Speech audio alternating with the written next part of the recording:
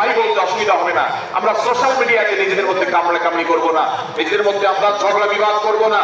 এবং যদি কেউ বিবাদে লিপ্ত হয়, সূরা হুজুরাতের 9 এবং 10 নম্বর আয়াতের শিক্ষা বলছে মুসলমানদের মধ্যে দুটি দল যদি মারামারিতে লিপ্ত হয়, তুমি সেখানে গিয়ে কোচাকুচি করে মারামারি পাওয়ার তো প্রশ্নই ওঠে না। বরং আল্লাহ বলছেন যে ফাসলিহু বাইনাহুমা, তাদের উভয়ের মধ্যে মীমাংসা করবার জন্য তুমি উদ্যোক্ত হও, তুমি উদ্যোগী হও। ভাইরা আমার, আমরা অনেকেই হয়তো জেনে থাকবো মিথ্যা এটা আল্লাহর জমিনের সবচেয়ে বড় জঘন্য অপরাধগুলোর মধ্যে থেকে একটি। একজন মুসলমান কোন অবস্থাতে মিথ্যা বলতে পারে না, কিন্তু কোন মুসলমান যদি অন্য মুসলমানের সাথে কখনো বিবাদ বিতণ্ডা লিপ্ত হয়ে যায়,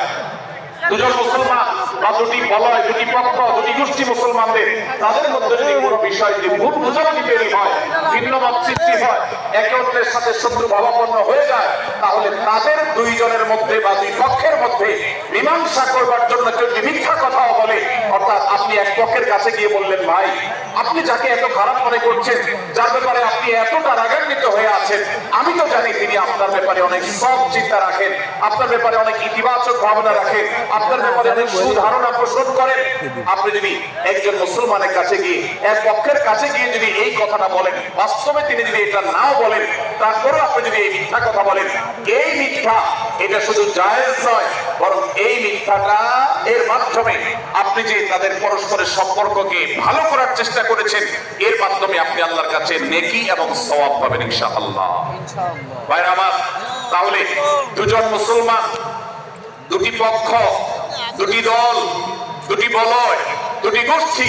যদি কখনো ভিন্ন মত তাদের মধ্যে তৈরি হয়, সেটা যদি মারামারিতে গিয়ে পৌঁছায়, সেটা যদি বিবাদ বিতণ্ডা পর্যন্ত গিয়ে পৌঁছায়, আমাদের কাজ হবে মধ্যে থেকে সেটাকে মীমাংসার মাধ্যমে দূরত্বকে কমানো।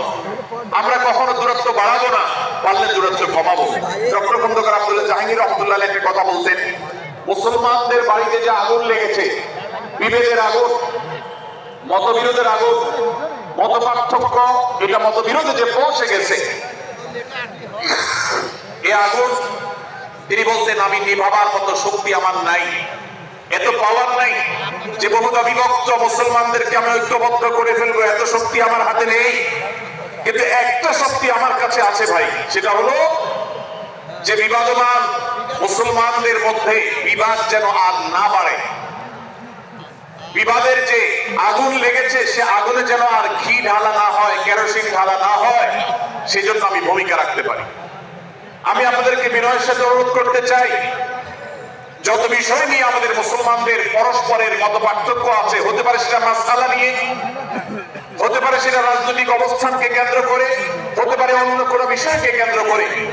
আল্লাহর ওয়াস্তে আপনি বিভেদ মিটাতে পারেন আর না পারেন, বিভেদ যেন না বাড়ে সেজন্য আপনি অবস্থান গ্রহণ করবেন, বিভেদ বাড়ার ক্ষেত্রে কোনো ভূমিকা পালন করবেন না, এবং সব সময় উম্মাহ ঐক্য প্রয়াস চালাবেন, উম্মাহর ঐক্য চেষ্টা করবেন। আল্লাহর কাছে আপনি যে দোয়াগুলো করেন, এর মধ্যে একটা দোয়া যেন এটাও থাকে,